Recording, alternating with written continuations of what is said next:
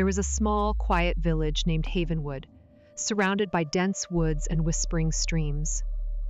Beneath the veil of serenity lay a dreadful tale that villagers dared not discuss. The story was of the Garrison House, an ancient stone manor that loomed at the edge of the woods, untouched for decades.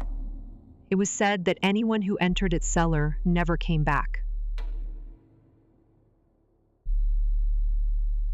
Riley, a journalist with a knack for debunking urban legends, decided to uncover the truth. He dismissed the villagers' warnings as mere superstition and arrived at Garrison House on a misty evening. The air was heavy, the silence unnerving.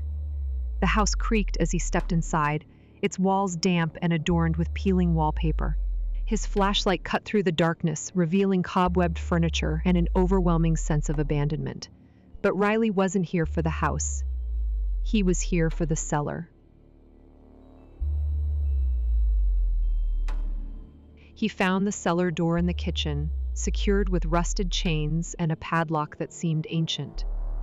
Breaking it open with a crowbar, he descended the stone steps into a dark abyss. The air grew colder with each step, and the sound of his boots echoed unnaturally.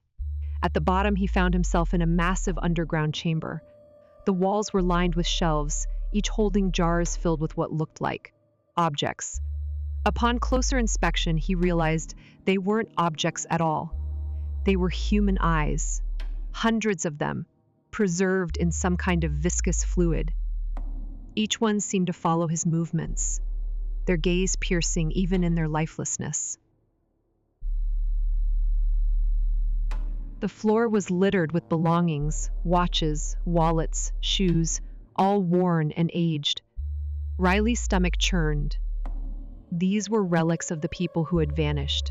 He tried to leave, but the cellar door slammed shut above him.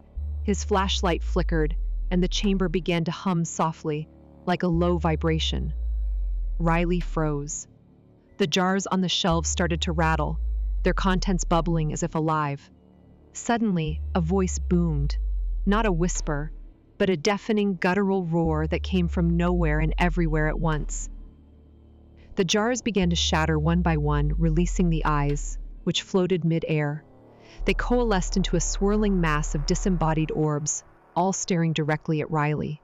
Panicking, Riley sprinted for the staircase, but the steps stretched endlessly, as if mocking his escape attempt. The walls began to shift, revealing more shelves and more jars. He was surrounded by endless rows of eyes, all staring, accusing. In his desperation, Riley dropped his flashlight.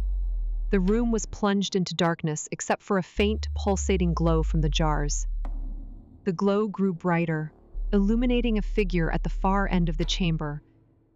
A towering, faceless being with a body made entirely of writhing, blinking eyes. Riley's screams echoed in the chamber as the figure approached, its presence suffocating. He stumbled backward, tripping over a pile of belongings. His hand landed on a rusty knife, and without thinking, he lashed out at the entity. The knife struck nothing but air, passing through the figure as if it were an illusion. The eyes on the figure all blinked in unison, and Riley felt his vision dimming. He couldn't move, couldn't scream. His world went black. The next morning, the villagers found Riley's car abandoned near Garrison House. No one dared enter. Weeks later, a hiker stumbled upon a wallet in the woods, soaked from the rain. Inside was Riley's ID, and a single note scrawled in trembling handwriting. "Don't open the cellar. They see everything." The Garrison House remains untouched to this day, the cellar door still ajar, waiting for its next visitor.